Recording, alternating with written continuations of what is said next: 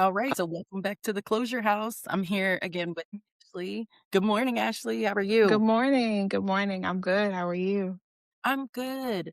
So, when we left off last, we were talking about this move to Texas. Can you tell us what hmm happened? Yes. So right before I moved to Texas, he abruptly confessed that he did have a baby with his ex.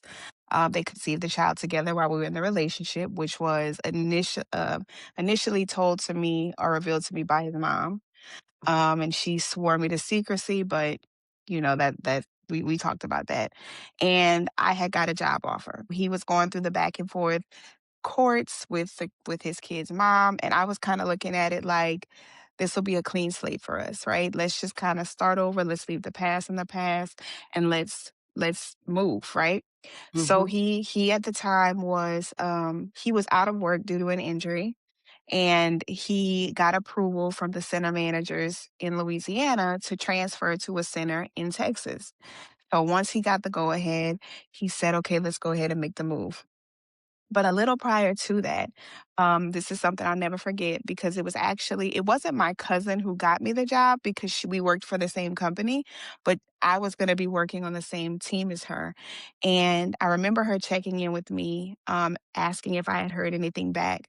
Regarding, or had I decided if I was going to go ahead and take the offer, and I said, yeah, well, I'm still kind of thinking about it. My boyfriend, he has these things going on with custody, and I'm not too sure. And she said, with all due respect, that has absolutely nothing to do with you. This is your opportunity.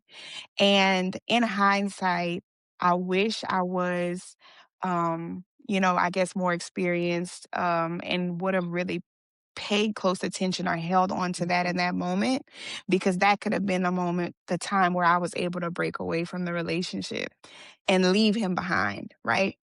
But I always look at things as God will place people in your lives for a reason, a season, or a lifetime. And I feel like because I was such a mama's girl, because I was so like spoiled, I would have never moved away from home had he not been there with me, right? So Mhm. I will credit his presence because I did need that at the time, is what I will say. So we decided to move.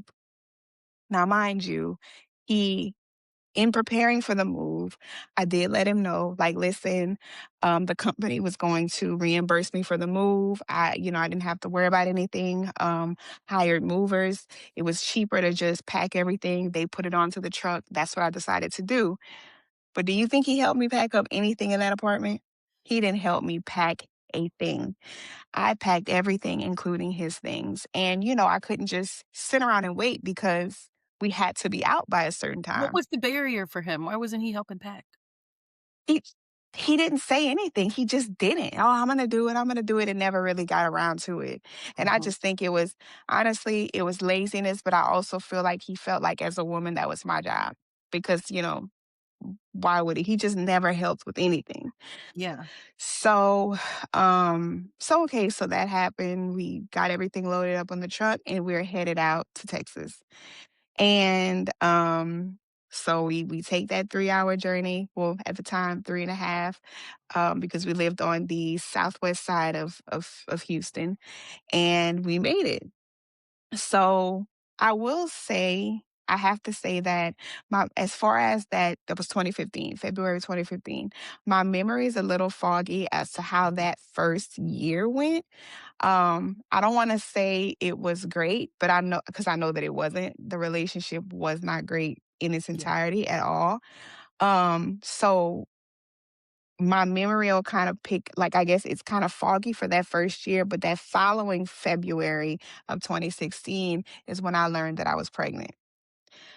Yeah. So Mhm. I and let me say this, now it's kinda coming back to me. The relationship was horrible, right? Mhm. Because we agree. Actually had a conversation, one of the most intentional conversations we probably have ever had, one of the only ones Mhm. where we both agreed that this relationship, we're just not in a good space, and it would be careless to introduce a child into this mix. We actually had that conversation. Uh-huh. And They always say that God has a funny sense of humor because while having that conversation, I didn't know it, but I was already pregnant. And I just remember, of course, being like really exhausted, really tired. But it's like we had been together for 5 years at that point. So um I that was one of the times where I felt like I would have been the safest because the relationship wouldn't have he wouldn't have got physical with me because I was pregnant. Mhm. And I remember that first, I guess you can say, let's just say trimester, he was actually happy. He was excited. And I think that his intentions behind having a child or having another child was solely for his benefit. And I believe that it was for his benefit because it was an attachment to me. Mhm. So he could have continued to treat me poorly. He could have, continued to be abusive and cheat and whatever and be who he was. And whether or not he and I were in the confines or the constraints of a relationship, he knew that I was not going to go anywhere or not necessarily go anywhere, but even if I did, this child attaches us. Yeah. And I think, that which is another story for another day, but I feel like society has kind of put it on the backs of women, like women will, trap a man. And it's like, not that I don't believe it happens, but in this day and age, especially with Black women being the most educated and just, persevering, you have a lot of men like that who will sink their teeth into that and look at it as an opportunity. And I was an opportunity for him. And so yeah, and outside of that, but he wanted to make his first baby mom jealous because now I got a family and you ruined, just it was Yeah. antagonizing her as well. So I find out that I'm pregnant. We go and we confirm with the doctor and he's excited. So he was like, at the time, we had agreed that, or he had an agreement with the courts that he would have his sons every other weekend. That was the agreement. So, a part of getting him to want to move to Texas, I basically told him, hey, we'll come home every other weekend. It's nothing but a 3.5 hour drive. We'll have the boys. We can stay at my mom's house. And that's what we would do. So one weekend, he said one of the weekends that we were planning to go home for his visit, he he wanted to tell my mom. He was like, "We need to tell your mom. This is how we're gonna do it. We're gonna go to Dollar Tree. We're gonna get one of the pacifiers, and I'm gonna go and lay it on her bed in her room, and we're gonna tell her we have a surprise for her. She's gonna walk in. She's gonna see it." And I'm gonna say this: I was very nervous to tell my mom because Yeah. I was raised Catholic, and it's no babies out of wedlock. It's no shacking up. I didn't heard it all. And so I was a little nervous but we had to tell her, at some Yeah. point. So we we take our trip to Louisiana. We, put the pacifier on her bed and she was just like, "What's going on?" And she was like, "Are you pregnant?" And I was just like, "Yeah." And she was just like, you know, I could see that she was disappointed, but not disappointed for that I was pregnant, but disappointed at the fact that, okay, this man is really stuck with us, like Yeah. in this family, right? And I remember she basically said, I just want you to be able to do it, like afford it financially. I want you to be in a good place. That was kind of what she was. That was also a concern for her, but Mhm. she didn't want to tell me the other side of it, right? So that's what she was presenting to me. And, of course, I was like, "Yeah, I know." She was just like, "Because, I raised y'all and I couldn't, as a single mother, it was hard for me to afford things. And I just want for you to be in a better position for your child." So that night, told her. And I remember every time we come to Louisiana, mind you, he didn't have a vehicle. It was only my Mhm. vehicle. He would, when he get his kids, he would literally dump them on me and he would leave. And he would go run the streets and do whatever. Like, yeah. And my mom used to say, like, "Ashley, he's not spending any time with his kids. He's leaving them for you to take care of while he goes out and does whatever." And I remember having a conversation with him, letting him know that, listen, we're at my mom's house. You need to be respectful of when you come into her home because this is disrespectful for you to be coming in at 4 o'clock in the morning, 5 o'clock in the morning in somebody's Yeah. mom's house. He could not understand it for the life of me. "Oh, you're trying to control me. I'm a grown man." And it's just like, it's etiquette. But again, there's a difference between someone who was actually raised and someone who was raised on survival or Yeah. not at all. Mhm. Remember early on in my pregnancy, once we were in back home and he had went and took my car and left. And he butt dialed me. I could hear a female's voice and I could hear his voice, but it was like muffled. And I remember him saying, "Where's the item that you got from me?" And she was like, "Oh, it's up there," whatever it was. And he was like, Mhm. "Okay, that's it." And I could hear the conversation, but I couldn't, make out. Like I was just listening for a long time. Yeah. And I remember I hung up and I remember calling and calling and calling and calling, and he wasn't answering. He wasn't answering the phone. So it was literally probably like 1 in the morning. So I told my mom I'd be back. I took her keys and I literally was riding around the city of Lafayette Looking trying to for 'em. looking for him, going to different apartment complexes. And I remember before that, I came back to my mom's house because I couldn't find him. And I remember I was outside our house standing on the side, and I covered my mouth and I just screamed. I was like, I'm pregnant with his child and like, you know, and Yeah, I look how he's remember, acting. yeah, and And the baby's not even here, and he's not even getting the here. other kids off on you. That was a lot to take in. Yeah, yeah, and I remember the scream was so like from the bottom of my belly because I hurt myself. And I was just like, that was a reminder right there, like, oh, you're pregnant. Like, you cannot be, you know, putting yourself through this and whatever. Yeah. So he comes back. "I don't know what you're talking about." And he's like, "Man, that wasn't even me. I was with a guy. You could call him right now. I'm telling you, that wasn't me." The relationship continued to be volatile. It would continue to be toxic. And he was trying to convince me that I was like delusional. I'm not going to be dealing with this, but yet I'm finding receipts with women's names on it Mhm. because they purchased him something. "Oh, why are you upset? Because somebody wanted to spend money on me." Or I would find just condoms, right? He had left his wallet behind when he got a female to rent a car for him, and I'm finding that wasn't mine. I told you I was holding that for somebody. Now, what grown man is asking another grown man to hold something for them, something like that? I remember, like, I would find like phone numbers. There were times where because again, it was my car. There was, you can go to the gas station and buy like the 3 pack of condoms, and he must have ripped the top off. I found the top, Mhm. the cardboard part of it. There Mhm. was a time where I found phone numbers in my car. And at the time we were in Texas, so the girl had wrote her name and said, "I don't speak English."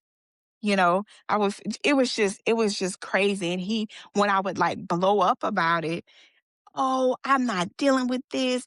Y'all, you're pregnant and I don't even believe in the fact that these are your hormones." And Yeah. it's like he was gaslighting me.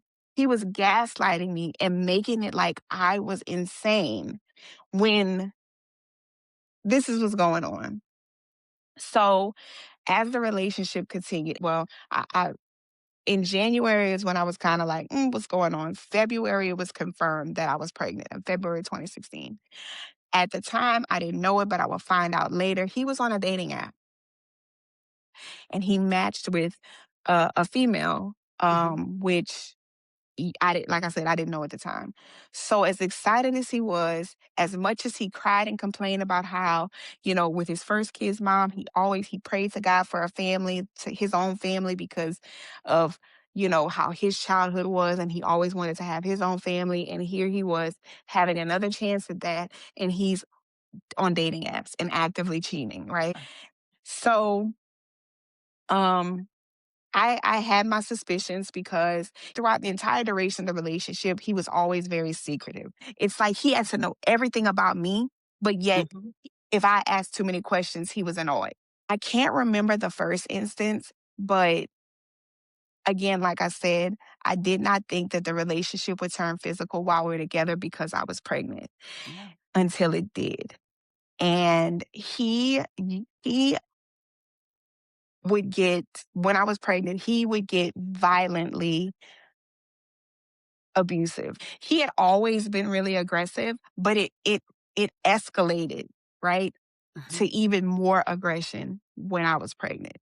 And thinking back on it now, I think it was because he had formed a connection with this other woman and he couldn't just get rid of me. It was Mhm. almost like I was a ball and chain. He woke up one day and he was like, "You've never helped me become a better man. What have you done for me?" I'm like, Mm. "What? You don't do nothing. You've never done anything. You've never done a thing to make me better." And it's like, "Are you are you kidding me?" I'm like, not that now I understand that. I'm not your mom for one, but I assumed the role of that. I took care of when you needed people to go Mhm. through your court, your documentation for court. It was me up at night making notes when I couldn't make it, taking off Yeah. vacation time, going back and forth to your workers' compensation attorney from Houston to Baton Rouge, using up all my vacation time, tutoring your children. When he finally agreed with me to go back and get his GED because it was me telling him all those years to go back and get his GED. And he was like, "Oh, I don't need that. I don't need that." Finally, he decided that he was going to go and do it, enrolled him in a program in Houston. I'm sitting there tutoring him, right? And Yeah. you wake up one day while I'm pregnant with your child and say that you don't want me because I never motivated you. I never motivated you, right? So from that point on, he hated me. It's like I disgusted him. He was developing a close relationship with this woman. Yeah. I didn't know it at the time until I started to notice like he just would he wasn't supportive. He did not come to any doctor's appointments. He did not financially help me. I had to pay $500 before my delivery, and he gave me $100. And that was by the hardest. And he was upset because he was out all night. I had a doctor's appointment early in the morning, and I needed him to come and bring me the money. He busts through the door and he throws the money at me. And um, so I'm just like, dude. So the side of me who wanted to figure out who this woman was, we were on the same phone plan, right? He's on my phone plan. Yeah. So I went and I looked at the detailed billing and I saw the phone conversations or more text messages that were frequent. And he worked nights, so he would be texting all night. So I pulled the numbers that he was texting most frequently. Mhm. I put them in a group chat and I was like, "I'm his girlfriend. I'm currently 6 months pregnant, and I thought you all should know." One of them I think was like, "Oh, I don't deal with him like that." And one of them was the girl. And I will never forget this. And she was like, "Wait, you're his what?" And I was like, "Yeah, I'm his girlfriend. We moved here from Louisiana, and I'm 6 months pregnant." Yeah. And she was just like, "Can you call me?" And I'll never forget, I was at work, and we had just got out of a meeting, and I stayed behind in the conference room, and I called her, and she was shocked. She was shocked. She was like, "I'm not understanding how he has a girlfriend when we're together all the time. He's always at my house. We're always on the phone. We're always talking and texting. I don't understand. Like, doesn't make sense, you know?" And so I was like, "Well," I said, he works nights. He was on the phone with her when I was at work, which was during Mhm. the day, which was highly likely. And I was like, "But yeah," I said, "the car that he's driving, that's my car." And she was just like completely taken aback. Like she didn't know. After we had that conversation, I went home, and the way our schedule worked was when I was getting off of work, he was getting ready to go. So I would just park close to where our apartment was. He would come down, hop in the car, he would leave. So that day, when I pulled in, I know he had to have been like waiting for me because of course she called him to confront him. I remember looking up in the rearview mirror and I saw him because we lived on the 3rd floor. I saw him coming down. He had on no shirt and he had on like his work pants. He opens my car door and he's like, "Why you told that girl that we together and why you did that?" And he's like, "I don't want you. I don't want." Now, mind you, I'm 6 months pregnant. My stomach is touching the steering wheel, and he Mhm. begins to broad daylight.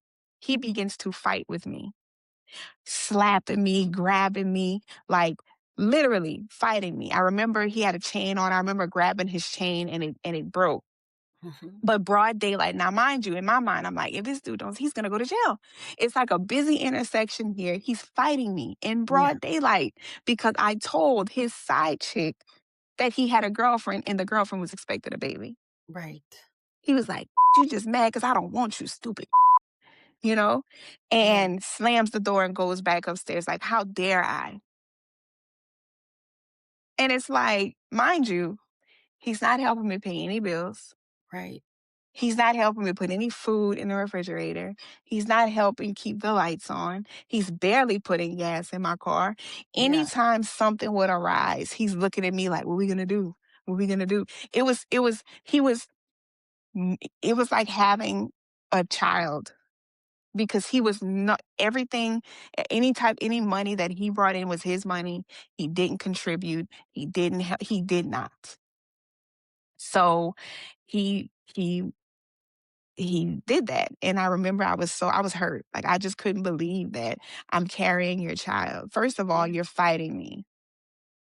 And you're upset because I called this woman to let this woman know that what's going on. Mhm. And so he leaves and I end up finding out later that he didn't go to work. He went to her house. He went to her house because again, her and I spoke later, and he went and banged on her door and just talked to me. And she said her family was there. Just talked to me, like, please, and he basically, yes, I do, I do have he didn't say I was his girlfriend. He said we weren't together, but I was pregnant and that we weren't intimate. The lies that some people will say, like, yeah, we live together, but we're not, involved intimately, Right. right? And, that's what he told her. And, at the time she was like, I had no reason not to believe him, is what she said. And, here's the thing. She, she I guess in at that point, I could have been just a bitter woman, right? She didn't know me, right? She had no reason not to believe him. This is the first thing she's blown away. Like, I never heard any of these things. Yeah. So in her mind, she was like, I went with what he said. He initially told her the same lie before finding out about me that he moved and was living with his aunt. Same lie he told me when we got together Mhm. and he was living with his kid's mom. So he recycles the same lies, right? Yeah. So he continues to see this woman, even, and he and I literally were just like, and I'm not gonna say he continued to see her and was just like, yeah, I'm gonna keep seeing her. But he was still like texting. I could never go near his phone. Never. He he could do all, mind you, he can do all of these things to me, and I better not dare think Do about another anything. man. Now, Right. now that I say that, before that was something that I wanted to cover, which I think I didn't, but it's gonna carry on into the present is what I'm talking about. Well, he accused me of sleeping with one of his friends. And that accusation, the first time he accused me of that was before we moved to Texas. And what happened was he had a friend that came over for New Year's. Mhm. And mind you, he didn't ask me if it was okay, but oh, hey, he's coming in town. He wants to stay over and he's coming. Now, mind you, we live in a studio apartment. And the friend came over. Now, I knew the type of guy he was. If his friends would come over, I might say hello, but I'll go in another room. Mhm. And at this point, I had just found out that he had had a baby, even though he was like, I don't know if it's mine. You know it's yours. So it was New Year's. We went to a bar across the street, and he and the guy were like behind me. I was sitting in a bar and, just hanging out. He would kind of come and talk to me a little bit, then he'd go back by his friend. Well, at this point, he went to the restroom, and I was sitting at the bar, and I guess I had positioned myself in another way. And when he came out of the bathroom, his entire mood changed. Entire mood. And I didn't know why. Mhm. And so once midnight hit, we did the countdown or whatever. And he was like, come on, man, let's go. So we leave. And I'm like, okay, where are we going? Because it's midnight. He was like, you going home. I'm going. Now, mind you, he's in my car, Uh-huh. but he's going to go and drop me home. And I'm like, you're going to drive me home? What do you mean? I said, and be in my car? Yeah, like just disrespected me in front of this man. So I'm just like not sure what is going on. So I went upstairs and I ended up passing out, going to bed. Well, I woke up at like 7 in the morning and he still wasn't there. He wasn't there. And probably about 20 minutes later, I hear the key being put into the door. He comes in the door and he comes back home. Mhm. Well, come to find out, he apparently at some point during the night dropped the best friend back at the house. I had no idea. I was by myself in there. I had no clue. He was Uh-huh. gone. Now, I didn't know this man outside of the few times that I had been around him with my ex. And you Yeah. left me in this. Anything could have happened to me. Anything. After, it was New Year's Eve. I had been drinking and like you leave me in this house with this man that I don't even know. Yeah. And, of course, like I said, I didn't know until the next day. And I'm like, you know, so there we go. Well, he starts feeling like, yeah, it comes out that he says, when I came out of the bathroom, I saw you were just gazing at him. You were gazing at him and you were making eye contact with him. And I'm like, are you kidding me? That's not true. What are you talking about? And he was like, Mhm. yeah, I saw it. Then when I came home that morning, the way he was positioned on the sofa, it's like y'all hurried up and finished what y'all were doing and you must have ran in the room. And I'm like, are you okay? And he was like, "Yeah, I'm telling you." So he would say, "Man, you must have," and I'm like, "No, I Mhm. didn't. I didn't even know he was home or at my house. Or if you didn't come, you must have, you know." Mhm.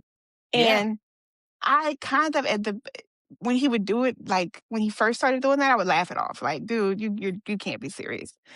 Mhm. Until he started to get irate.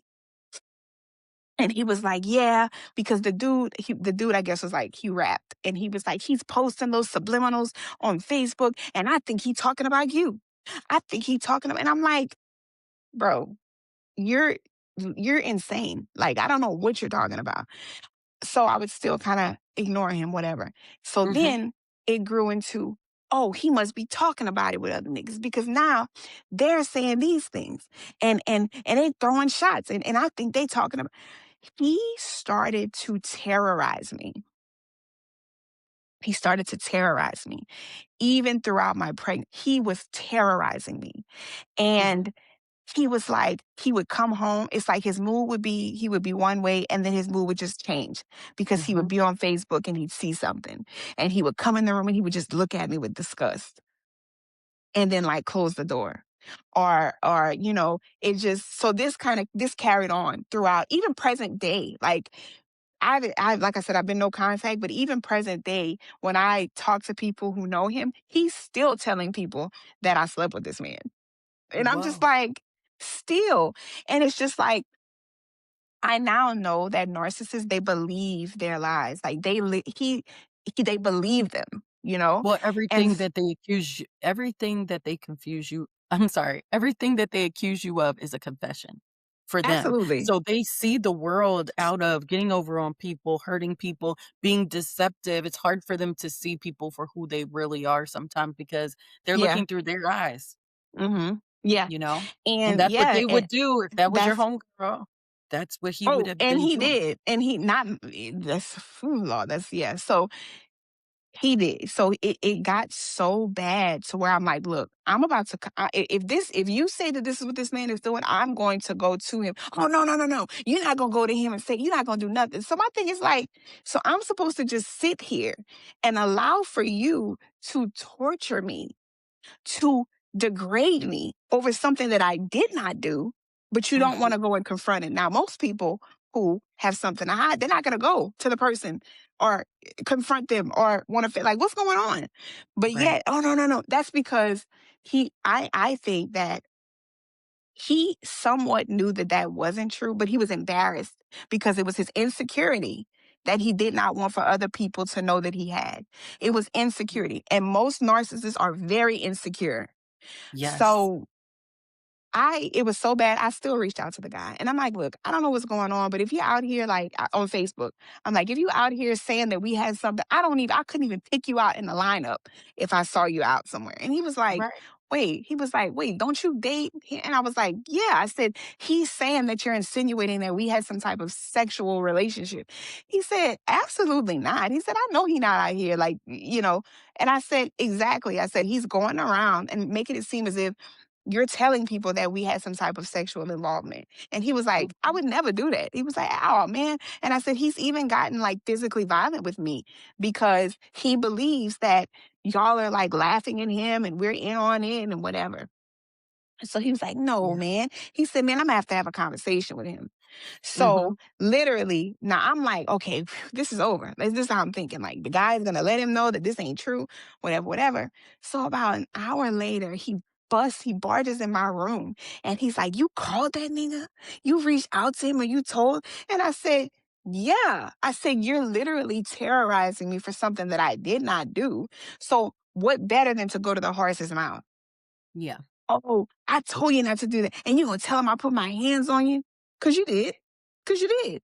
And he was just like, he got upset. He was still mad. It was no appeasing him. So that also tied into his, I guess you could say, his hatred. Because he hated me at a point. And Yeah. again, I just feel like he was like, how the fuck I can't get rid of this girl. I can't get, she pregnant. I can't just leave her. That's probably what was going on in his mind Yeah. because he not only was having a physical affair, but he was having an emotional one too. He had emotionally had feelings for this woman.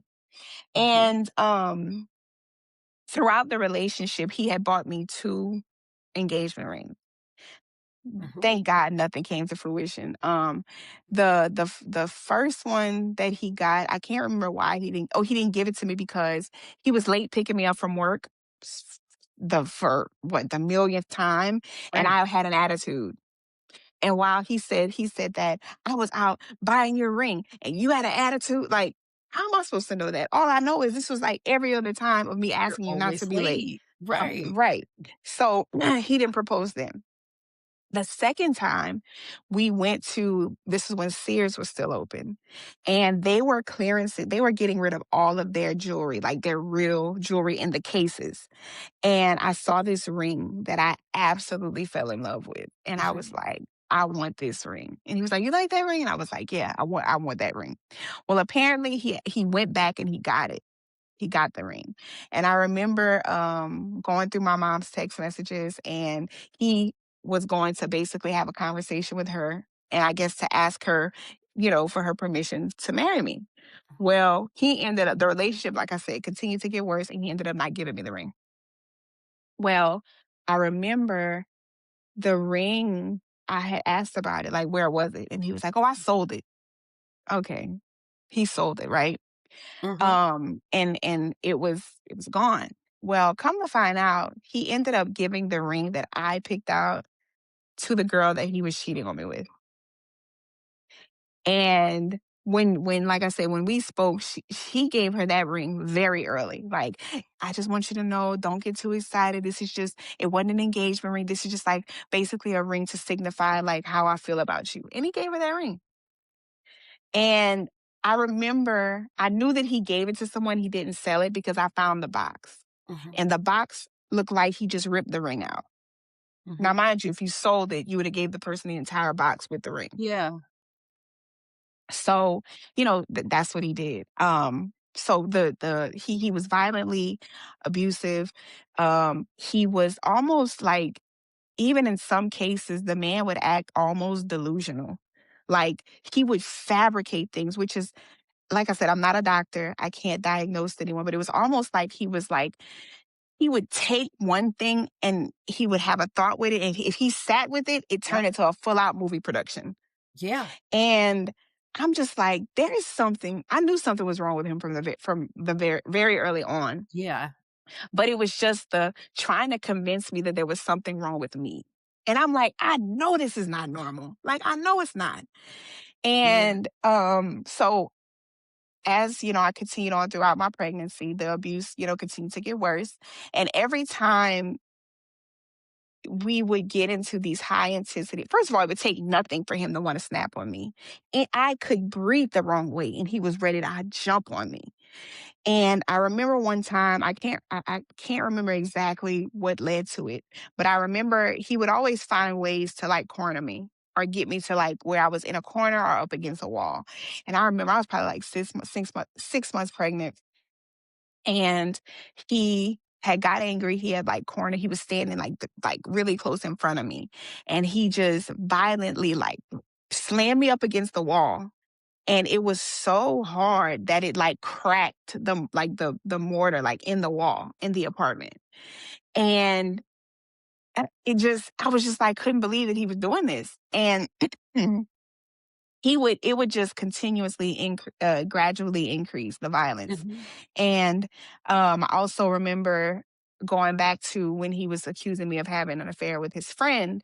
um this was one day when his mood had just flipped. My aunt and uncle had came over to our apartment Mhm. to it had been a while. They hadn't brought our they came and were giving us a sofa set that they were getting rid of because they were getting new furniture. It was gently used. It was like, we wanted to give it to you before we sold it to anyone else. So they came and brought it to us, and they sat with us. They like talked with us, and probably stayed for about an hour and a half, and then they left. And they had brought like, because it was the first time they had been to my apartment, so they brought us like an iron and an Mhm. ironing board and a bottle of like red wine.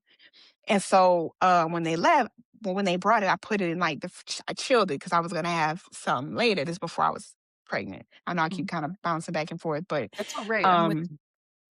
and so when they left, he said, he was like, "Look, I'm gonna go down and go to the barber so I can get a lining."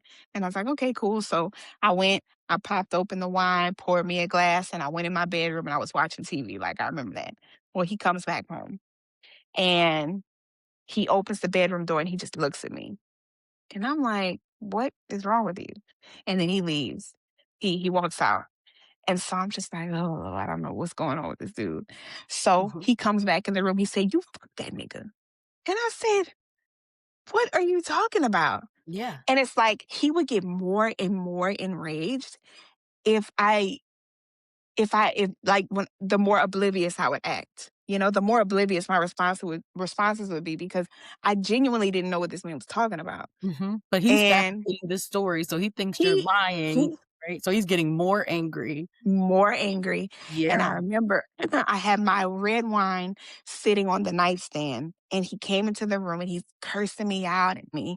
And he's Yeah. like getting within an inch, away from my face. And of course, I'm like backing up.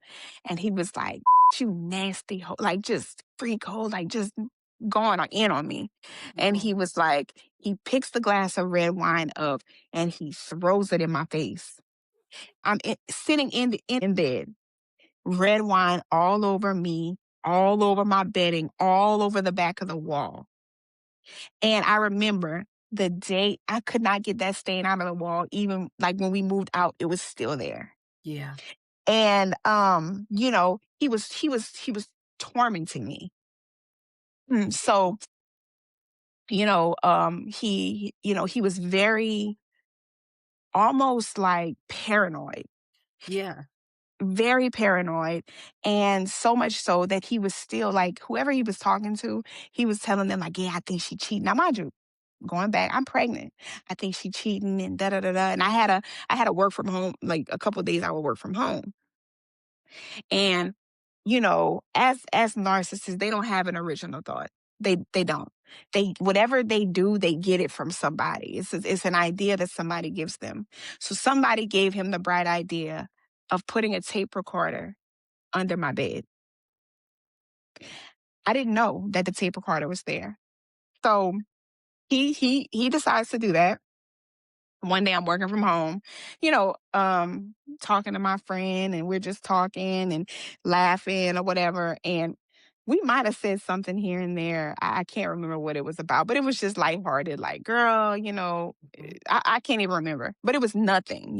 Yeah. And one of the days that followed, when he got off of work, he would fall asleep on the sofa. And I remember being in the bedroom, and I'm like, I heard typing, but I couldn't. I'm like, where is this coming from? And so I got up. He was passed out on the sofa, and I got up. I'm listening. I'm like, and he's like laying on the sofa. And he got one hand like leaning off the sofa, like, and his hand was kind of like under the sofa a little bit. So I'm listening to the type, and I'm listening. I'm like, where is it coming from? And as I got closer to him, I'm hearing it louder and louder. Mhm. The man fell asleep listening to the tape recorder, and it was like he had it kind of tucked underneath the sofa, but I saw it. He was listening to what he recorded me supposedly doing, which I wasn't doing anything. I was working. Mhm. So I was like, okay, you know what? I said, since he wants to do that, I'm gonna go. I didn't even know they made tape recorders still. I was like, I'm gonna go get a tape recorder, and I'm gonna put it in my car. Uh-huh. I didn't. I had used a tape Oh, recorder yeah, it since was like, what a college. great idea. Mhm. Yeah, yeah.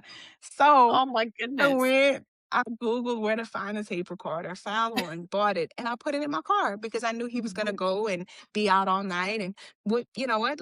We can both play that game. So that's what I did. Well, before he left, he and I got into a huge argument, which I can't even remember why, but most times it was Yeah. either something he felt like I wasn't doing, or whatever. He could just, however he felt, like he was just Mhm. gonna come in there and whatever. So he leaves. I remember that time, that argument right there, he did not put his hands on me. I thought it would have got to it, but he didn't. So he leaves. So he's out all night, does his thing. Um, and the next day comes. So I'm like, okay, I'm gonna listen to this tape recorder, like, and see what I hear. So when I got off of work, I had drove home. I parked in this parking section in at my apartment complex and stayed in the car. So I'm listening to the tape recorder. I'm fast forwarding because I'm not hearing anything. I'm hearing him driving, whatever. So finally, I get to the part where he pulls up to a girl's house, and apparently she had a gate. So he buzzes the gate, and he's like, "Yo, I'm here." She was like, "Okay, babe," and she unlocks the gate for him. And he goes in, he gets out of the car, and clearly that's whatever. Well, while I'm in the middle of listening to that, I see him coming from the apartment, walking Mm. from the apartment to come to the car to see, because it was, I should have been home by that point. Yeah. So he sees me sitting in the car, and he opens the car door. He's like, "What the fuck you doing?" And I said, "Oh, I took a page out of your book. Now I'm listening to you and what you were doing in my car." He's like, "Man, get the fuck out the car." He takes the tape recorder out of my hand, and, and walks, like, and goes towards the apartment. And we lived alongside a busy intersection. And he took the tape recorder, he throws it over the fence. And of course, cars roll over it. So we go up to the apartment, climb up, as we lived on the third floor. And he gets me in the apartment, and he like corners me right up against the wall. Mhm. He's yelling at me.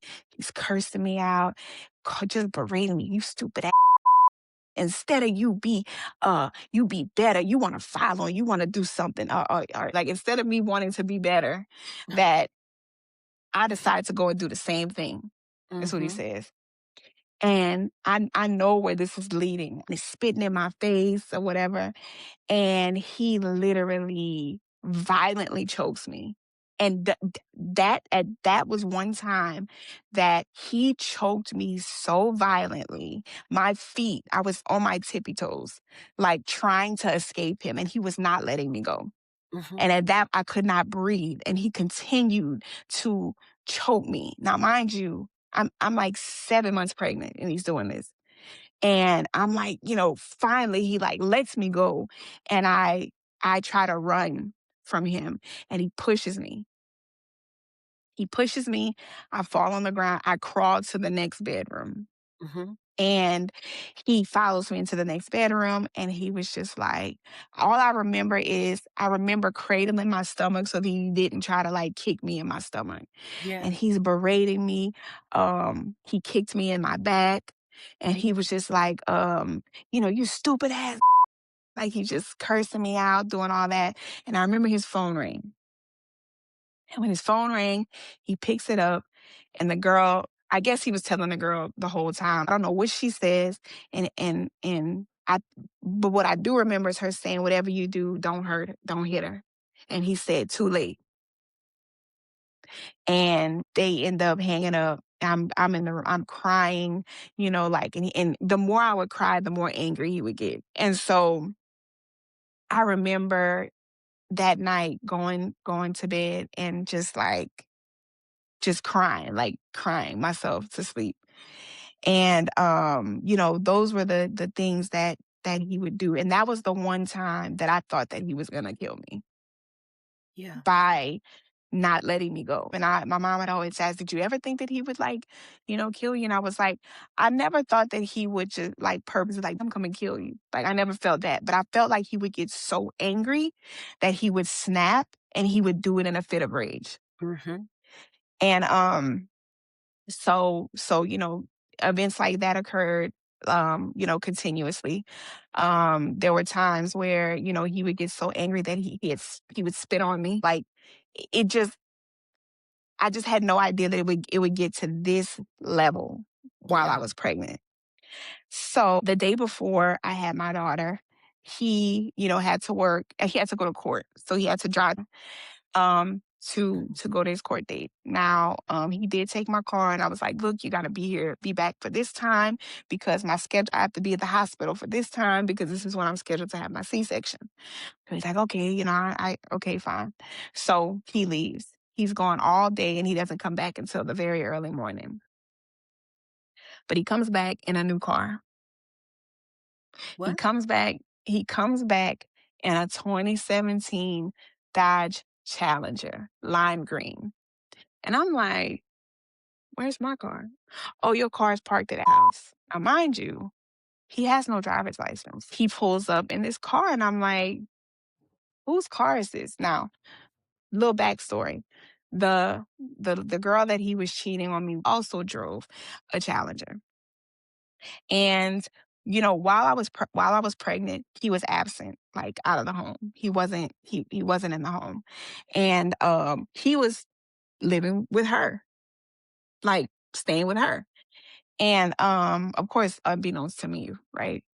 And, I remember he needed his charger, and he was making it seem like, "Oh, I'm hustling, I'm doing this." It was always an excuse. And he was like he had called me and asked where I was, and I was at Walmart. He was like, "Well, Imma meet you. Imma meet you at that Walmart, stay there."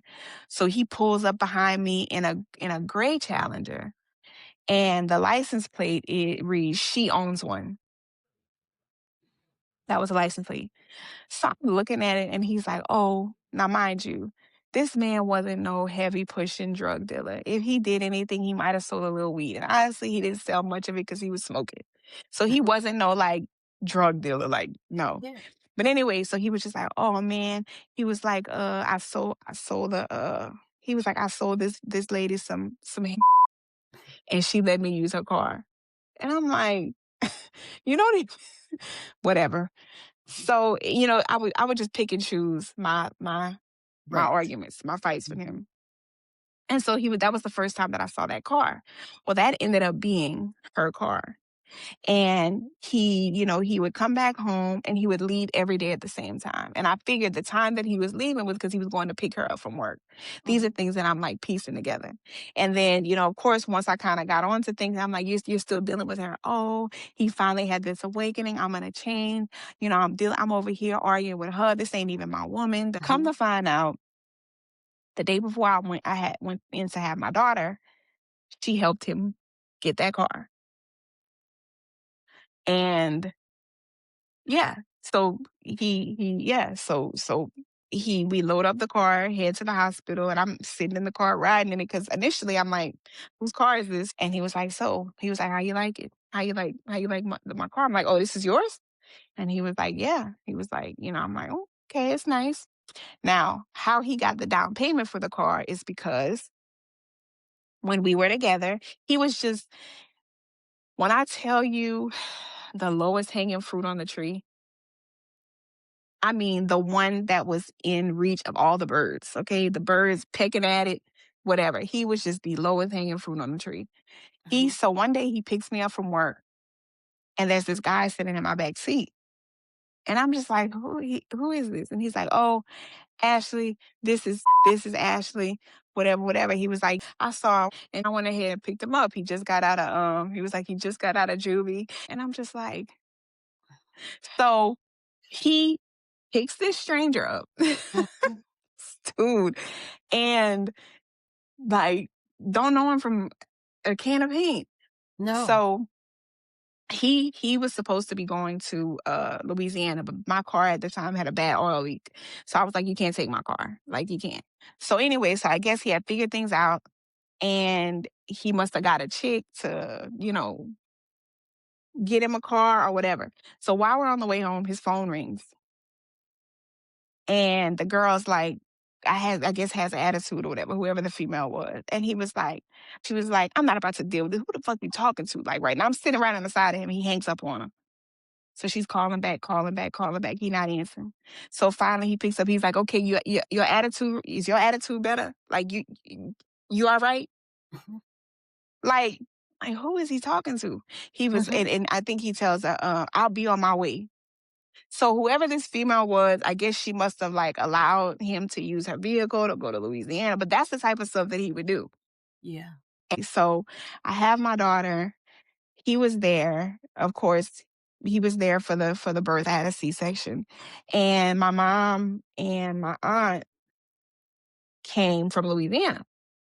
Now, my daughter was born underweight. She wasn't preemie, but my daughter was very, very small, and that is what the doctor insisted on them taking the baby because I wasn't eating. I wasn't eating, and I wasn't drinking enough water because I was stressed, right? Yeah, there was And a when I lot had going went, on. yes. So I think you're supposed to have your anatomy scanned at like 28 weeks. I can't, but mine was late. They forgot to do it. And so I was probably like 34 weeks maybe when, or something like that when they did mine. Mhm. And when they did the ultrasound, the tech got real quiet. And he was just like, "Let me go get the doctor." And the doctor comes in. The doctor kind of like has the, looking at everything. And he turns the light on. He sits on a stool across from me. And he was like, now, mind you, I've never seen this doctor before. He's never examined me. This is my first time. And so he says, "What's going on with you?" And I said, "What do you mean?" And he was like, "What's going on with you? There's something going on in your life? Like, are you dealing, like, what are you going through?" And I was just like, he was like, "Are you stressed?" And I was like, "Yeah." And he was like, "Okay." He said, and he pulls out the paperwork. He was like, "Yeah," because he said, looking at this, he was like, "Your baby is like not developing, the way that she should." And he said, "I think that we're gonna have to, take the baby." And he says that because I feel like she would do a lot better outside of you than what she's doing inside of you. So I was like, "Oh my goodness." So he was like, "Yeah." I said, "Okay, well, how soon?" At that point it was Monday and he was like, "Thursday. Thursday. We want to have this baby Thursday." So I was like, "What?" So I was like, "Okay, well," he was like, "So I need you to go down the hall." He was like, go to this room. They're gonna schedule it for you and they're gonna tell you when you need to be here." Although I was full term, my daughter needed to come early. They needed to take her because I wasn't eating. I wasn't drinking. Like, so I remember leaving the doctor's office and calling him and like basically pulling over, calling him, and I was like, the doctor just basically told me that I have to have this baby early because of all the stress that I'm under and everything that I'm dealing with you. And he hangs up on me. Hangs up on me. So yeah. So my daughter was born early. And I say early. I was full term, but she was small. She Yeah. was born when she was born, she was 5 pounds, 1 ounce, and then she dropped down to like 4 pounds 11 ounces whenever I was discharged. So he was there for the birth, but as soon as my mom and my aunt were there in the recovery room, he left. I didn't see him again until I was discharged because I was wanting him to come and sign the birth certificate, which in Mhm. hindsight, I should have never had him sign the birth certificate. Like, never. I should have never. But being, It's only a hindsight thing that you know that because at yeah, the time, it's like, we're in this, right. even though everything's so crazy, you're always waiting for something to go back to how it started Yeah, in these yeah. relationships, you know? So, he wasn't there. He did not, he was not at the hospital. He did not stay with me. It was my mom and my aunt who stayed with me. And I remember it was about 2 o'clock in the morning. Was it the night that I gave, well, the morning that I gave birth. And my mom was sleeping on the little sofa on the side of me. My aunt was sleeping in the recliner, like at the foot. And I remember he was also seeing another girl. And this girl was like, "Oh, she's so this, she's so that. This is who you need to be more like, you know?" And but he'd always stop as he would always say, "But we're not, intimately involved because, like we're not taking it there." That's what he would always say, which was a lie. Mhm, So I had always like, of course, as a woman, naturally, we're gonna go and like find the girl's Facebook page. We're gonna go see what, she looks like, whatever. So I did. And that same night, the night that I gave birth, he went and met her. And they were taking pictures together. They were hugged up together. She posted pictures of like them kissing. Like, when I tell you I was so hurt by that, I remember, like, being in the hospital bed and just, like, putting my hand over my mouth and just crying because I didn't want my mom and my aunt to hear. yeah, And and I remember texting him something to the effect of, like, like, "You're out, you're where you wanna be," and whatever, whatever, and I don't think he even mhm, responded. So didn't see him again until I was discharged, which he barely made it, to come and sign the birth certificate, and he looked a mess. He had, like, on a muscle shirt on, it looked like he was sweating. He had on, like, some sweats with tennis shoes, like, no socks, and he looked a mess. So, he signed the birth certificate. We were, discharged, and I had already decided that I was gonna have my maternity leave. I was gonna do my maternity leave in Louisiana. 'Cause there's no way I would have had the support that I needed had I stayed home. yeah, I stayed in Houston. So, after I was discharged, we had went to my apartment to, like, get my belongings so that I could head to Louisiana. And he was trying to be, like, sympathetic, like, "Oh," I just wasn't hearing nothing he was saying, honestly, after, seeing what I saw. And so we got my things, we headed to Louisiana, and for me to spend my 8 weeks there. mhm, Now, I told you that he had got the car. The way that he got the down payment for the car yeah, was because the same guy that he picked up on the street, um, first off, I told him that I didn't want the guy, like, being at our house. I didn't want him to know where we live. I don't know this. I don't feel safe. "Oh, that man not gonna do nothing." He was like, "Oh, he ain't gonna do nothing. If he would do something, I wish he would. I wish he would."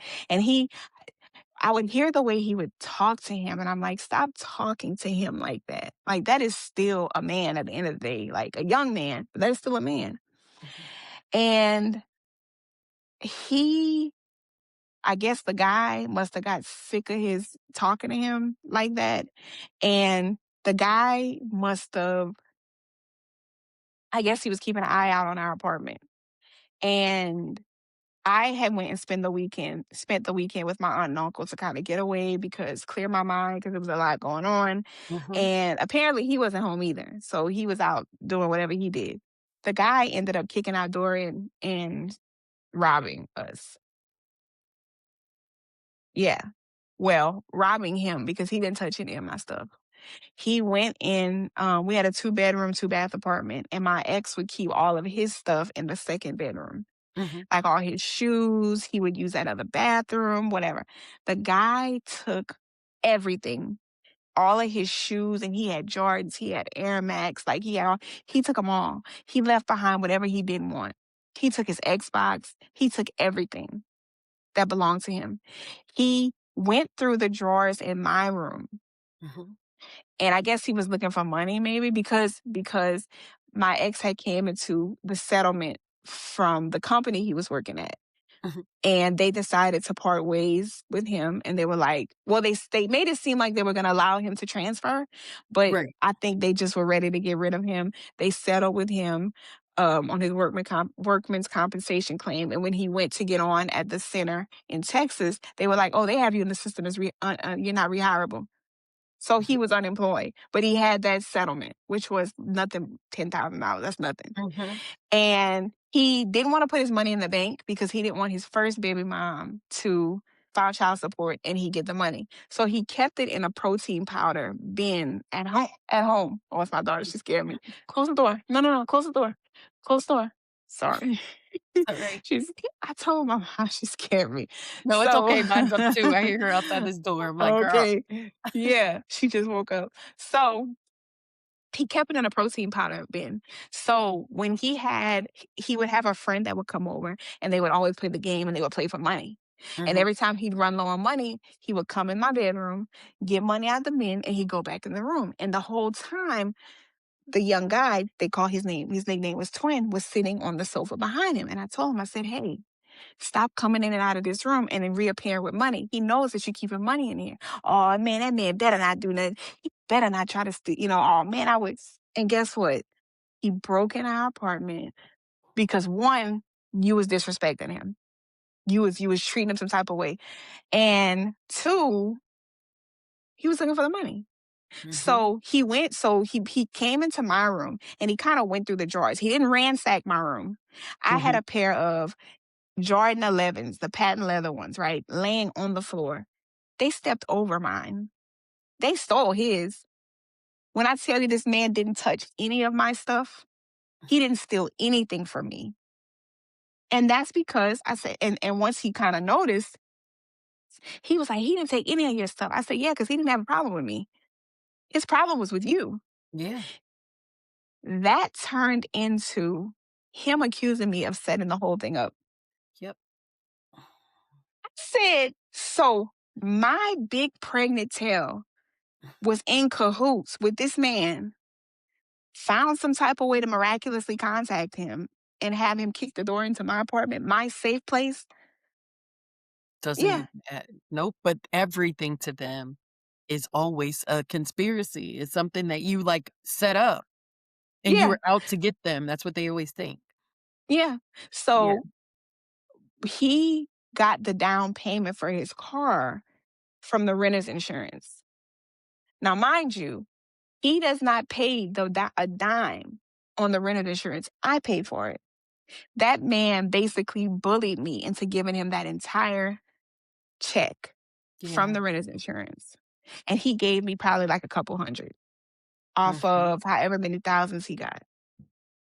And he took that money and put it towards his down payment for that car.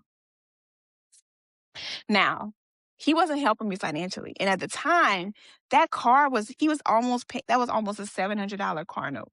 Mhm. That's not even including insurance. And this is coming from someone at the time was making like $50 an hour. And he was just like, oh, I was like, why didn't you get a vehicle that you could fit all your kids in? Mhm. Oh, when am I ever gonna have all my kids at once? I said, and are you sure you're gonna be able to afford this? Yeah, I'm gonna be able to afford it. He was working like overtime at that time, but overtime is not guaranteed. Mm-mm. And it started to like slow up. And that's when he started to fall behind on the car note. Mhm. And then, he couldn't afford it. So in his mind, oh, I'm gonna get this car I always wanted. And you're not even thinking about helping with no bills. No. Because once you pay your car note, you don't have nothing left, you know? So went to Louisiana, had my daughter, had my maternity leave there. Now, mind you, I don't know. I don't necessarily know if I wasn't diagnosed with postpartum, but I'm pretty sure I probably was. But I don't know if it was postpartum and just the overall depression of the relationship, Mhm. of, where I was. I don't know. But I was functionally depressed because I was still doing everything I had to do for my kid, waking up, feeding, changing, clean, doing everything, but I was not eating. And I remember my mom was just like, "Ashley, you got to eat something. Like, you got to eat." And I was just like, "Mom, I don't have an appetite." She was like, "I will take you wherever you wanna go, but I need you to eat." And I Mhm. remember her driving me all around, where the city of where we're from. Mhm. And I was just like, "Okay, just give me some french fries." And she ordered me some french fries. We went back home, and I remember standing in my mom's kitchen, and I was just, like, in tears, and I was just like, "God, please take this pain away from me. I don't wanna ever feel this again. Like, I Yeah. don't wanna feel this." It was, like, heartbreaking, you know? I had this little baby here, born into this chaos, and it's just, like, my heart is broken at the same time. Yeah. And, while we were not getting along, while he was in Houston and I was in Louisiana, he was just having the time of his life. And I had access to like he had a green dot card at the time because of course he didn't have a bank account. Mhm. And I could see all the transactions. He was buying edible arrangements. He was, just not contributing to anything, but you're Mhm. buying women edible arrangements. I see you here, I see you there. I see on the girls' page that y'all going on dates, you know? Yeah. And I remember so he came to visit, us, the Mhm. baby, and he had brought like a bunch of clothes, baby clothes, like not in bags, just off the hanger. And he was like, "Here." And he was like, I was like, "Who are these from?" And he was like, "Oh, people that I work with." No, it's not. Because if it was from people that you work with, it would be in the bags and it would say who it was from. One of the women that he was seeing bought these clothes for the baby. And, he had asked so after he gave us the clothes and he was like, "Hey, do you mind if I take a shower here before I leave?" I was like, "Okay, whatever." So he goes in the car. He gets his clothes, and his clothes were in a bag, a plastic bag, and the plastic bag that his clothes were in was from this restaurant that I know was in the same town of where the girl lived. Mhm. And I noticed that, and I'm like, "This dude," like so he goes, showers, and then he, like, leaves. And, there was that. Out of the 8 weeks that I was on maternity leave, he came by and visited twice. Mm. So, the second time he came was, like, right when my 6 weeks was up, and, we were intimate. And almost immediately after, I felt like a change, like in my body. So, after you have a baby, you go into your Mhm. your appointments. And I remember asking the nurse, I'm like, "Hey, can you like check me out because I feel like there's something not right." She was like, "Okay, well, let me go ahead and look under the microscope and check it out." She looks under the microscope. She was like, "Oh, you're fine. It's not anything. It's BV." Mhm. So I'm like, "Okay," she's like, "I'll give you something that'll clear it up." So I'm like, Mhm. "Okay, that's fine." So time is leading up for my maternity leave, winding down for my maternity leave, and we're about to head back to Houston. Mhm. Now, before I left for the maternity leave, I went through the whole nestling phase. I cleaned the apartment from Yeah. top to bottom, every room, his bathroom, everything, baseboards, everything was clean. All Mhm. he had to do was pick up after himself. He didn't have to do anything else. Mhm. And, I remember when I cleaned his bathroom, he was like, "You don't need to touch my stuff." Like, "Yeah, I was gonna clean it." "No, you weren't. No, you Mhm. weren't." So, I was like, "You actually think I wanted to?" I was like, "But I wanted to make sure everything was clean." I Yeah. even threw away all the food that was in the refrigerator that was gonna go bad. I threw everything Mhm. out because, he wasn't gonna do it. Yeah.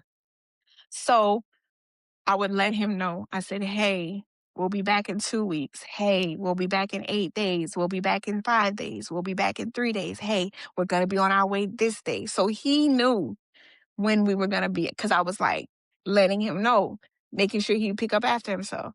So maternity leave is up. We head back to Houston. Well, we ended up leaving later than we originally planned, and we ended up pulling up in my apartment at like 11:30 p.m. Mhm. So, I told my aunt, because my mom and my aunt came. I told my aunt to stay in the car with the baby while me and my mom unloaded Yeah. everything. So, went upstairs to unlock the door, and when I opened the door, the apartment was a mess. It was a mess. It was like the closest comparison that I can give you Mhm. is that it looked like homeless people were living in my apartment. What happened? He wasn't he wasn't cleaning picking up. He wasn't cleaning up. There were did now mind you, there were dishes in my sink, child high, with s d there were so many dishes in the sink that the dishes went from the sink to the counter to the stove. So you just There didn't do was anything while you He were didn't gone. do anything. There was water, dishwater in the sink that was so old that it was growing organisms in it. I know you were so frustrated after, you hit that nesting phase and you can't stop cleaning. It's like you have to do it. And then you come home thinking it's gonna be something, but It not that. was Yes, I'm like, I was so embarrassed. I was so embarrassed, and my mom was just like, "This don't make no sense. This doesn't make any sense." And, so I went to go to check the 2nd bedroom and the bathroom for where he was, and what he did was he locked the door to the room and he locked the door to the bathroom, so I couldn't get in. But I was able to kinda pick the lock and get in. Room a mess, clothes all over the floor. Mind you, I had hung everything up. It wasn't even my stuff, it was his. Everything was on a hanger, the shoes were lined in the closet, there was an it was a complete Yeah, mess. I was just like, "There's no way that I could bring this newborn baby into this dirty apartment." yeah. So we went back downstairs and I was like, "Mama, we can go down the street. Kroger's still open, so we can get some cleaning supplies." At that point, it was almost midnight and I have to be to work the next day. Mhm, So my mom was just like, "We can't bring that baby in there. It is nasty." So we went to Kroger, we got cleaning supplies, and we started kinda cleaning so that we can sleep in mhm. that apartment. And, did I call him? I don't know if I called him, but I know my mom, without my knowledge, text him from her phone and she went off on him. Like, "How dare you? Like, this is just you ought to be ashamed of yourself," whatever, whatever. And I was in my room cleaning my bathroom because, of course, after he dirtied his, he would He use mine. definitely. Mhm. So he busts through the door and he's like, "Where's Ashley?" And I'm in my bedroom. I don't know what's going on. And he comes to the door and he's like, I think he and my mom kind of exchanged words. And then he came in the room for me and my mom and my aunt, like my aunt has the baby. They come behind it. They're like, "You're not gonna come in here. You're not gonna talk to this way." And they're just kind of going back and forth. He was like, "Man, I wanna talk to Ash. I'm here to talk to her." And he's, kind of arguing with them or whatever. And of course, being disrespectful. And he gets me in the bathroom and I'm like, "Go ahead, let me have a conversation with him." And he's like, "My God, why would you text me?" Da, da, da. I said, "What are you talking about? What are you talking about? Why would you text me, send me a text talking about da da da da da da?" And so my mom was like, "No, I text you. I Mm, text you. It wasn't her." So they kind of get back and she was like, "You ought to be look at this. You have a newborn baby. You coming in here with look at this apartment." yeah. He not hearing none of that. He's, "Oh man, you don't disrespect me, da da da, whatever." So he ends up leaving. And my mom was mad. She's like, "Ashley, I'm so mad. I'm so angry at him, you Mhm. know?"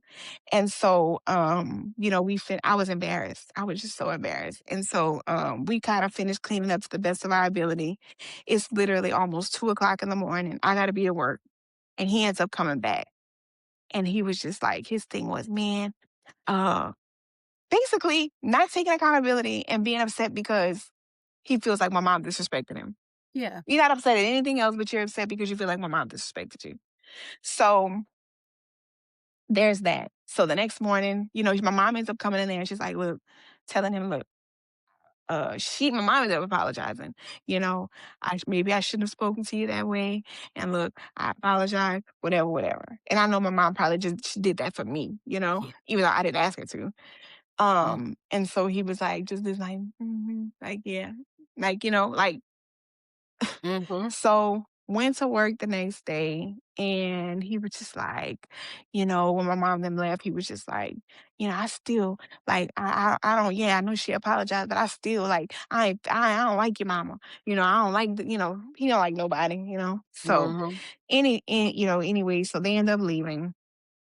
And the relationship, of course, like it was no better. It was no better. He was still abusive, still dealing with these females. There was also a time where, and I know I keep remembering things, but it's out of order. But Mhm. when I was like full term, like almost 9 months pregnant, and we were arguing, and he was like screaming at me, yelling at me, and I was crying, and I could feel my blood pressure like going up. My mom Yeah. actually bought me a blood pressure gauge because my pressure was a little elevated when I was pregnant. So she was like, "Oh, I always want you to monitor it," and I could feel it going up. You can just tell when Mhm. something's not right. Yeah. And I was like, I need to go to the hospital because the battery had died. And it was like midnight, 1 in the morning. And he was like, "No, fuck that. I'ma drive you."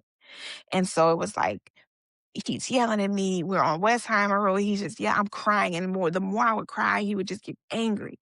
Mhm. And I remember we got to a light on Westheimer, and I was just crying, and he's yelling. And I turned around. I'm just like, I don't remember what I said, but he was just like, he sticks dry brakes. He said, "No, fuck that." No, no, no. Yeah, he was like, before he said that, he was like, "I wish you would just fucking miscarry," is what he said. And then he was like, "Fuck that. You ain't going to no hospital." Makes a U-turn in the road and brings me back home. So he was willing to run the risk of, Lord forbid, something happening to me Mhm. because he didn't want to bring me to the hospital because I guess I was crying too much.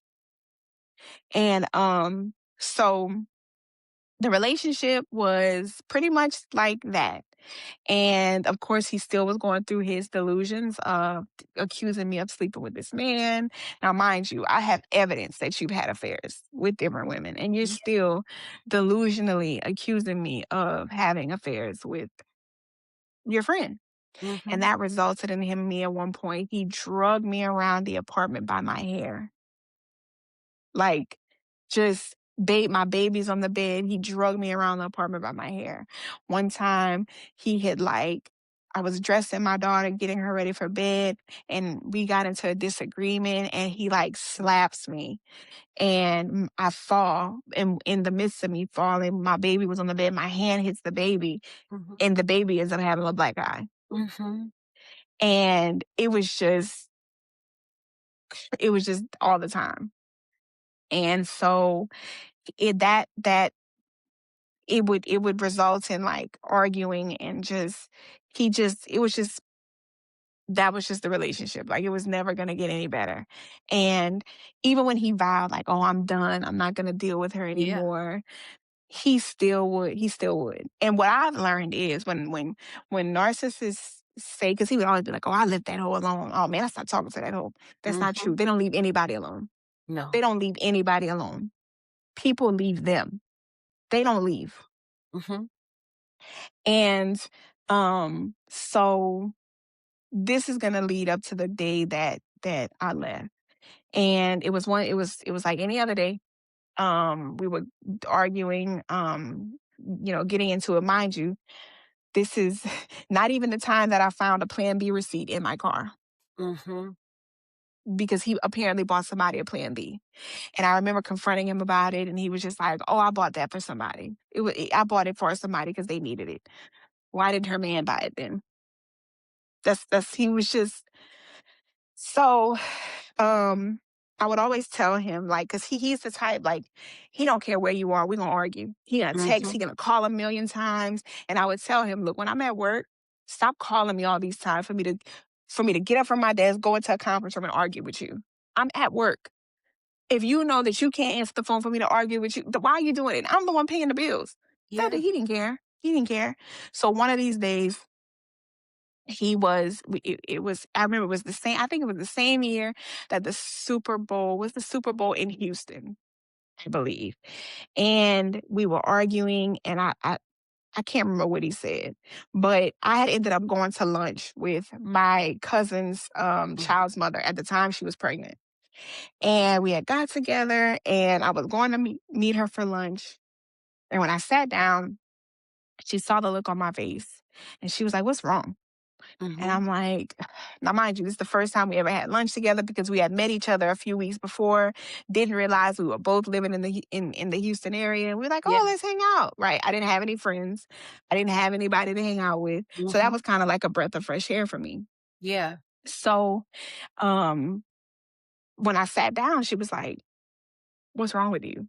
And I'm like, "Man, I've been arguing with her dad, back and forth." And I said, he's threatening to, he said that if I don't come and pick her up, get the baby, that he's going to leave her at a fire station because he has to take care of himself and he has to worry about him because, um, he apparently, or he thought that he had like warrants. And if the police were going to come, like, he's like, "I got to worry about me and I'm going to get," and he named the girl and he was like, "I'm gonna get her to come pick me up and I gotta worry about myself. So you need to come like get this baby, right?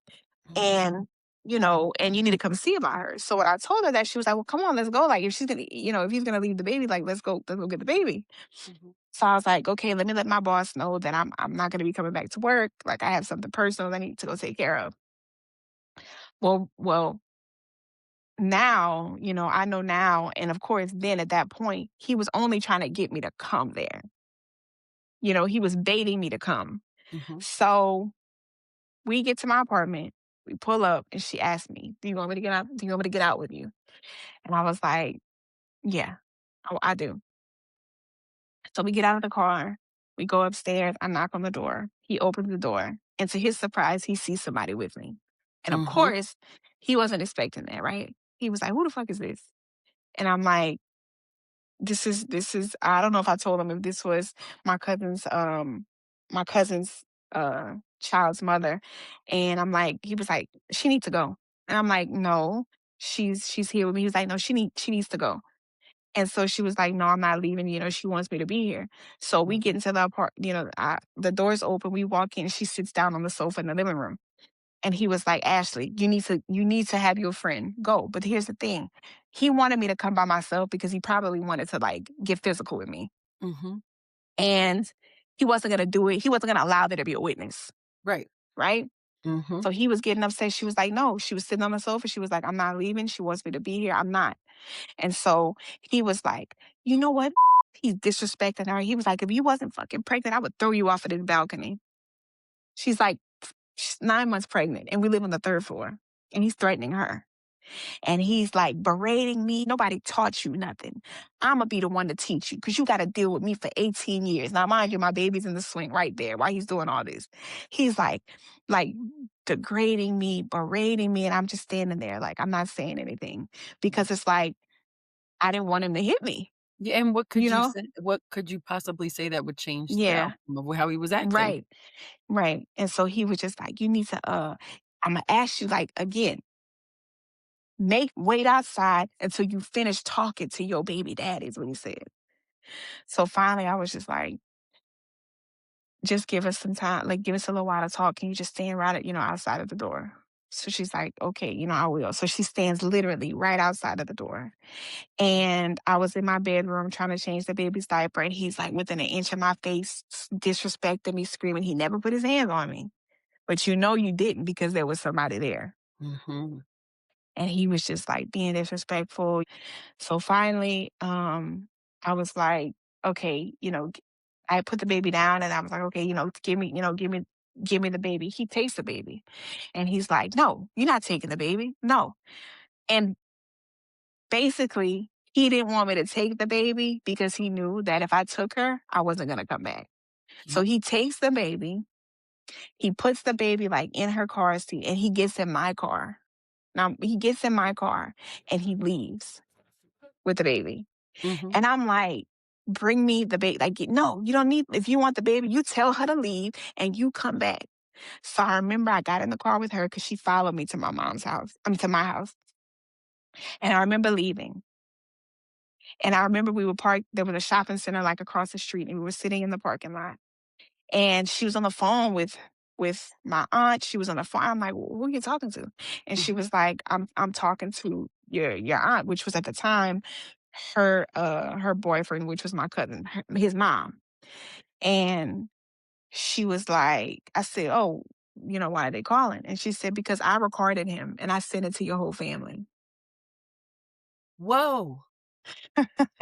She recorded him and she sent the video to my entire family. So they're calling and they're like, what is going on? Because they've never seen, you know, that. Right. They don't even know the real extent. They just know things are going badly, but that you're kinda handling it, and Yeah, that's it. They don't know that it's gone this far. right, right. So I was like, "What?" So my at the time, I'm like, I did not want my family to know because again, being in an abusive relationship, you don't want to leave. You don't want to leave. And it is as weird as it may sound to someone who's not in it, Mhm, you don't want to leave, you know, because you're trauma bonded to them. mhm, And so I was like, "Why did you send it?" When she hung up, I was like, "I didn't want them to know because I'm not ready to leave." And she literally starts bawling, crying. And she was like, "You have to leave him. You have to leave him." She said she pulled up her phone and she goes to this girl's Facebook page and she said, "You have to leave him." She said, "Because this is my friend." And they found her in a ditch, dead, for the same things that you're going through. And had she left, she would not be dead. And she was like, "You have got to leave him." mhm. And so I was like, okay, still not wanting to, but I'm like, she's right. So I was like, but I have to get my baby. Like I have to get my child. And so I was like, should we go to the police station? She was like, well, come on, let's go. Let's go to the police station. So we drove to the police station and I flagged an officer down who was actually outside. And I was like, listen, I just want to get my daughter. I was like, we had a, disagreement. But I Mhm, need someone to come so that I can be able to get retrieve my daughter and then mhm. be able to leave. So that the officer asked if, well, is he the biological father of the child? And I said, yes, he is. And he said, well, we can't make him give you the child because that is biologically his. And he said, the most that we can do is, we can come over there and make sure that nothing transpires, but we can't make him give you the baby. Like, Yeah. that's a civil matter. So I was just like, okay. So I'm like, okay, well, he's like, but if you need us, let us know, but we can't make him. So we leave and I said, okay, I have to devise a plan. So I said, okay, what I'm gonna do is I said, I'm gonna go back Mhm, and I'm gonna make it like everything is okay. I said he has to work tonight. And I'm going to pretend as if I'm home, everything is okay. And I said, once he leaves, I'm going to have my uncle come with his truck and I'm going to pack up everything I can and I'm going to leave. mhm. So that was the plan. So went back home like nothing was wrong. And it's like he wasn't even mad anymore. It's like he wasn't, Yeah. he's getting himself ready for work, getting dressed. He literally comes to me for me to give him a kiss before he leaves. And then he leaves. And I had already texted my uncle and I was like, when I text you, be on your way. Because he lived like an hour from us. Mhm. And so he left and I made sure he was gone and not coming back. Because sometimes he would turn back around or whatever. Yeah. And once he was gone and I knew he wasn't coming turning around again, I texted my uncle and I was like, you can be on your way. So he came, he helped me pack up. He helped me to pack up whatever I could in his F-150. And at the time, I was in a rental because when I was over at their house, I had parked on the street Mhm. and this woman who was like inebriated on pill, she sideswiped my car.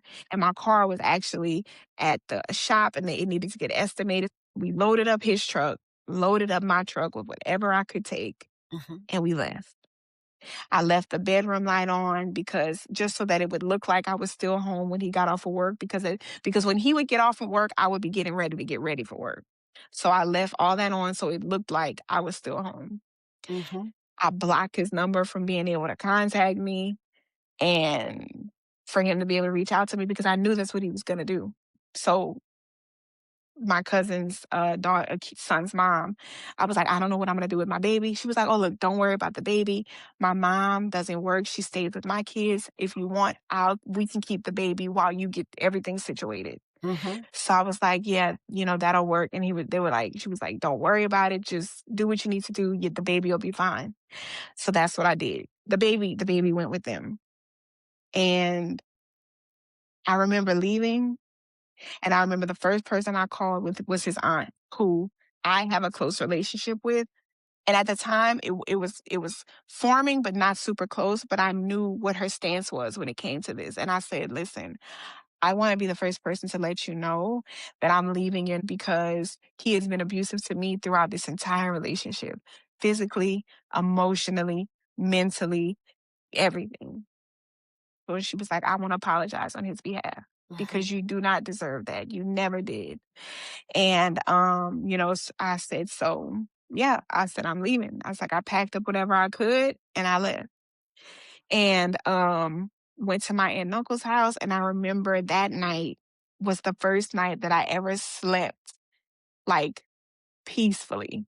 Mhm. Um, and I remember when I woke up the next day, that was the first time that I woke up and I was able to think about what it was that I wanted to do for myself. Yeah. Because for the entire course of the relationship, it was all about him. Mhm. And from the time I opened my eyes to the time I closed them, it was about him. So, um, that was the day that I left. And then, mind you, even though I did leave, I still planned on